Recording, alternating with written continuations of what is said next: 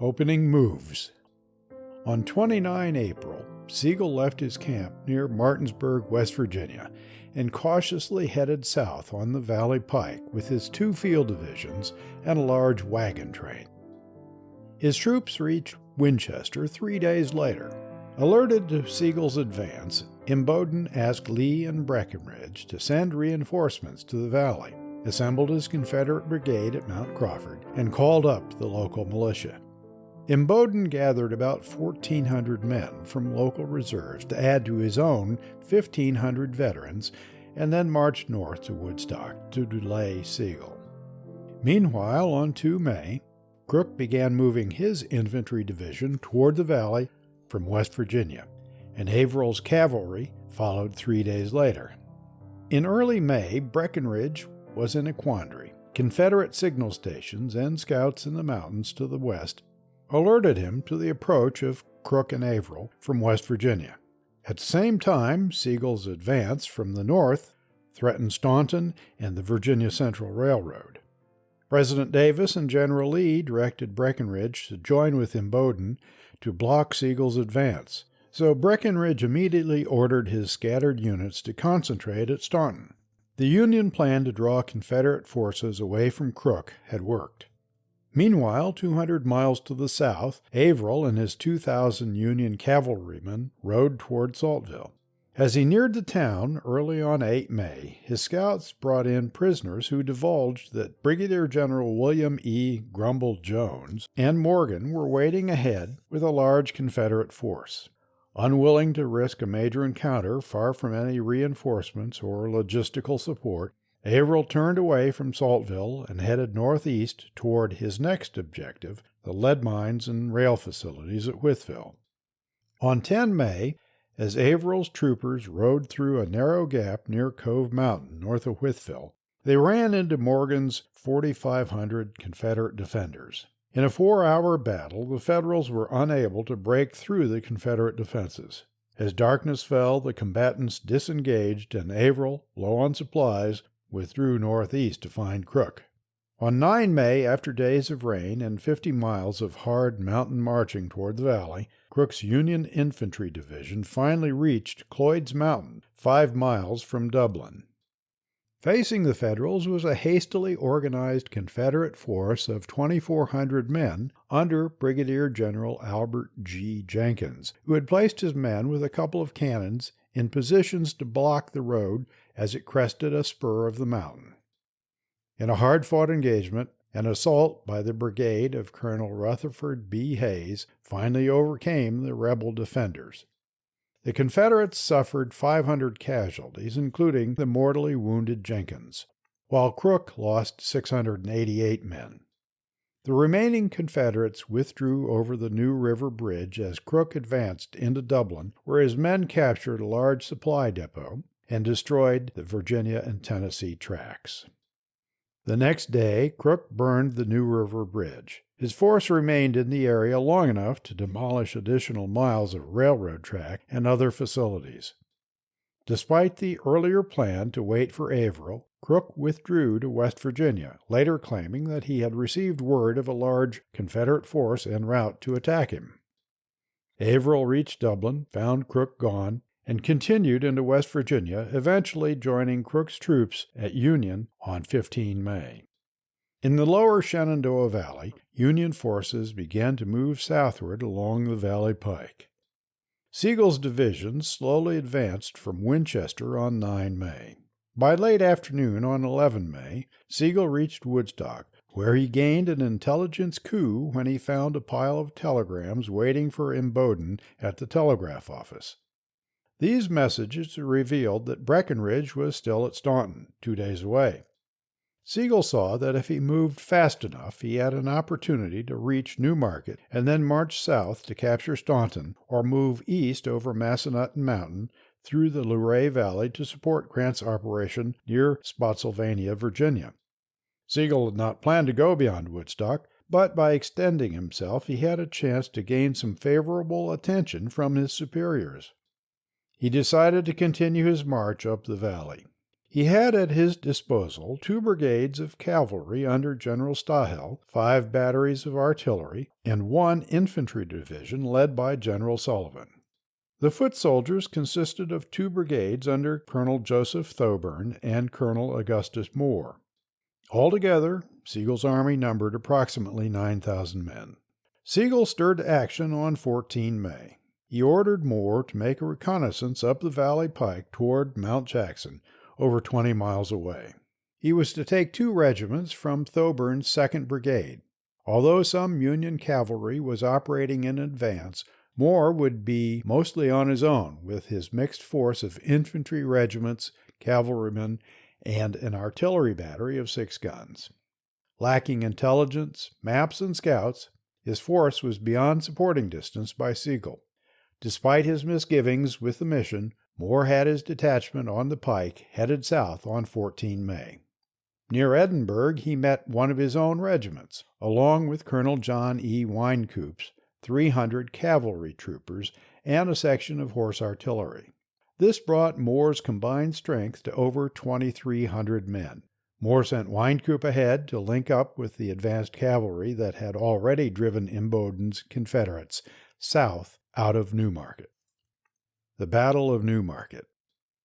Late on 14 May, Moore took up positions just north of Newmarket on Manners Hill. On his right, or west flank, he placed Captain Chapman T. Ewing's battery of West Virginia artillery. In front of Ewing and lower down the slope, 2 infantry regiments formed Moore's main line. Captain Alonzo Snow's Maryland battery of light artillery supported the left or east flank. A 3rd infantry regiment stood behind the main line. Moore posted Winecoop's cavalry in the town and notified Sigel that Newmarket was clear of the enemy. Sigel ordered his other units to advance before dawn the next morning. Moore anticipated an early morning attack by Imboden's Confederates. At 0300 on 15 May, he called forward another of his brigade's regiments that was on picket duty at Edinburgh, 18 miles north and at least 6 hours away. Back at Woodstock with Sigel were the remnants of Sullivan's and Stahill's divisions, greatly reduced by detachment to other duties. At 0500, Sullivan moved 2 regiments and 3 artillery batteries south on the pike. Stahill departed Woodstock later with Colonel William B. Tibbetts' cavalry brigade, while Sigel and his staff dallied until about 0800 before riding southward. Before dawn on 15 May, Breckinridge rode into Imboden's camp south of Newmarket to take command. Following him by 2 hours were 6 Virginia infantry regiments and 2 brigades, a battalion of over 200 cadets from the Virginia Military Institute, VMI, some dismounted cavalry, 4 artillery batteries, and a 2-gun artillery section from VMI. Counting Imboden's horsemen, Breckinridge commanded a force of about 5,300 men and 16 artillery pieces. As the rainy day opened, Breckinridge prepared his forces for a possible Union attack. He placed Brigadier General John Eccles' infantry brigade, which included the VMI cadets, on the left or west side. He located Brigadier General Gabriel C. Wharton's infantry brigade on the right or east side, close to the pike, and on the far right, to the south of Newmarket, was Imboden's brigade. Breckinridge was unsure of the size of the Union force he faced. He tried to draw out Moore with artillery fire and cavalry probes. Although Moore's guns returned fire, he refused to commit to full battle. His mission had been a reconnaissance, and now that the enemy was located, Moore wisely chose to wait for Sigel and the main Union force. About 0830, Stahill arrived in Newmarket with Tibbetts' cavalry brigade. Moore passed field command to the more senior Stahill and returned to fight with his detachment. Displeased with Moore's disposition of troops, Stahill began relocating them, which caused confusion and uncertainty in the Union ranks. Wary of the situation and unaware when Sigel or reinforcements would arrive, Stahill soon withdrew his cavalry from Newmarket.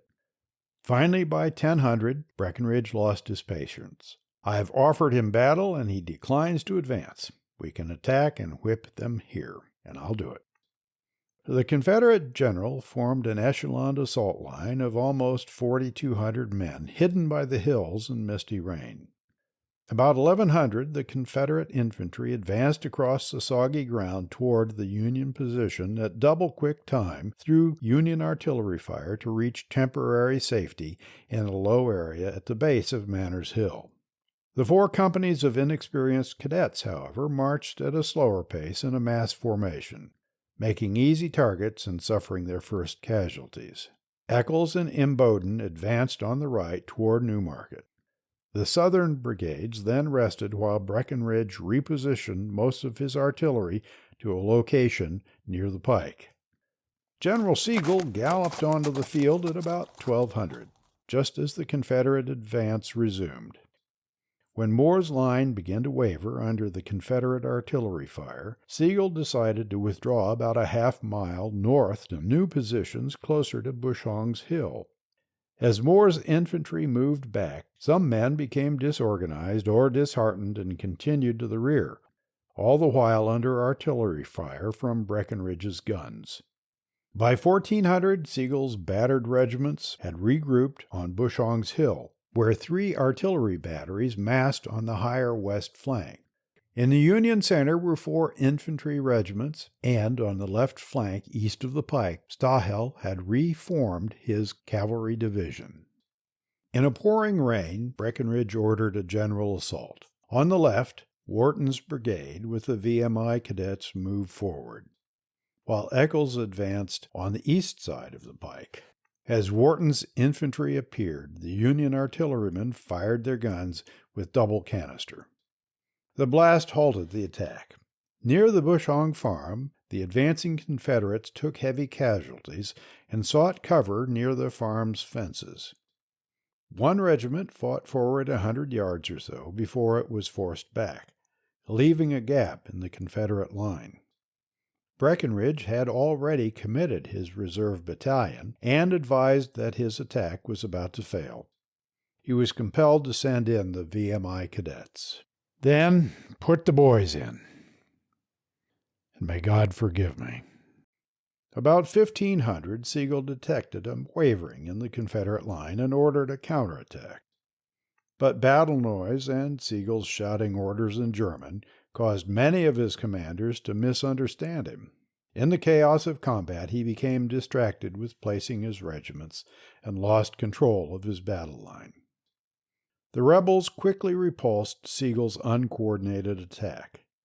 At the same time, on the Union left, Sigel sent his 2,000 cavalrymen in a charge against the Confederate cannons and infantry on the pike.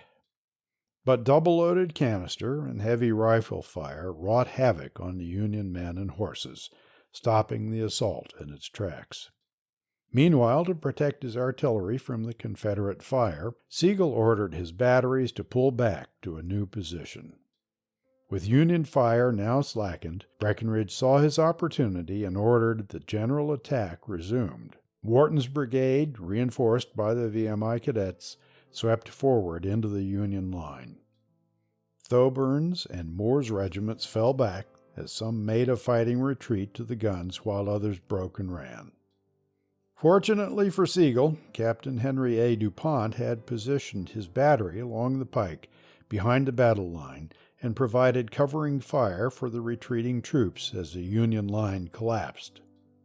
Sigel decided to withdraw his defeated army entirely. Breckinridge halted the Confederate advance to regroup his disorganized and tired troops, which gave Sigel enough time to retreat northward with his supply train intact. He arrived at Cedar Creek on 17 May, having lost over 800 men, including many abandoned and wounded, and 5 cannons. Breckinridge lost about 530 killed and wounded, including 61 cadets. The Union defeat at Newmarket restored Confederate control of the Shenandoah Valley and allowed Southern troops to move to more threatened scenes of action. Lee ordered Breckinridge and his divisions to help defend Richmond and sent Morgan back to Tennessee. The VMI cadets returned to Lexington, and Imboden was again left with his small brigade to guard the valley.